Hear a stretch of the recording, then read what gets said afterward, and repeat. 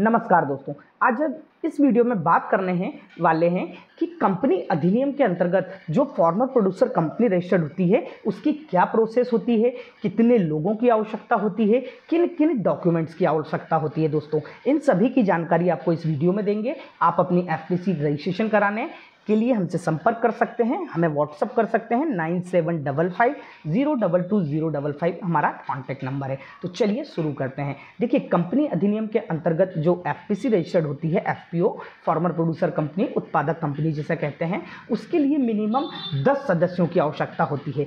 10 जो व्यक्ति हैं वो किसान होना चाहिए, उनके या उनके पिता या उनके ग्रैंड पेरेंट के नाम पे एग्रीकल्चर लैंड होना चाहिए, क्योंकि उसके लिए एक फॉर्मर सर्टिफिकेट बनाना पड़ता है। साथ में खसरा खतौनी भी लगती है, खसरा खतौनी 7/12 जिसे कहते हैं वो भी इसके लिए लगती है। तो सबसे पहले हमने क्या देखा कि 10 लोगों की आवश्यकता होगी, और इन्हीं 10 लोगों में से 5 लोग जो हैं डायरेक्टर रहते हैं, संचालक रहते हैं। ये 5 लोग मिलके जो हैं कंपनी के बोर्ड ऑफ डायरेक्टर को ऑपरेट करते हैं, कंपनी का संचालन करते हैं। तो ये जो 10 लोग रहेंगे, इन्हीं में से 5 लोग जो हैं वो डायरेक्टर रहेंगे। अब हम इनके डॉक्यूमेंट्स की बात करें तो ये जो 10 लोग हैं, इनके हमें Aadhaar card, PAN card, bank statement लगेगा जिसमें करंट के ट्रांजैक्शन की एंट्री हो। इसके अलावा हमें इनकी photo, mobile number, email ID की आवश्यकता होगी। साथ में रजिस्टर्ड ऑफिस जहां हमारा रहेगा वहां का हमें इलेक्ट्रिसिटी बिल लगेगा, यदि वो रेंट पे हो तो रेंट एग्रीमेंट लगेगा। इसके अलावा एक एनओसी हमें बनाना होगी।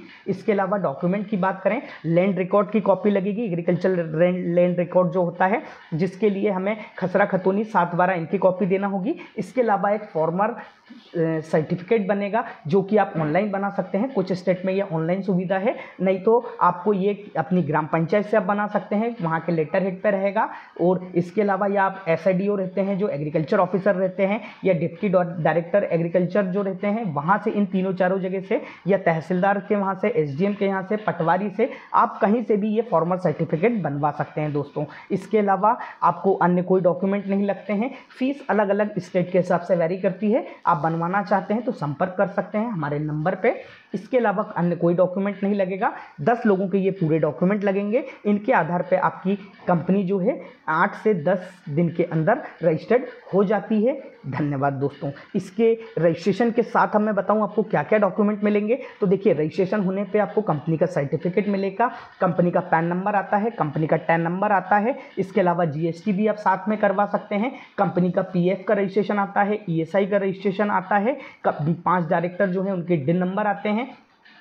ठीक है, तो ये सब जो डॉक्यूमेंट हैं ये आपको अपनी ईमेल आईडी पे जो है वो प्राप्त होते हैं। इसके अलावा हम आगे बात करें एफपीओ के जो है इसकी प्रोसेस क्या होती है रजिस्ट्रेशन की। तो देखिए, सबसे पहले कंपनी के जो डायरेक्टर हैं, 10 लोग हैं पूरे मेंबर, 10 लोगों के डिजिटल सिग्नेचर बनाना होते हैं। उसके बाद जो है एमसीए पे फॉर्म फाइल करके कंपनी के इनकॉर्पोरेशन की प्रक्रिया को आगे बढ़ाया जाता है, और वहाँ पे पूरे डॉक्यूमेंटेशन करने के बाद कंपनी के ये पूरे डॉक्यूमेंट जो है, registration certificate, pan, tan, PF, ESI, GST, ये सब जो हैं आपकी ईमेल आईडी पे आ जाते हैं, और एमसीए के पोर्टल पे कंपनी का पूरा डिटेल जो है वो शो होना दिख जाती है जिस तारीख से वो रजिस्टर्ड होती है दोस्तों।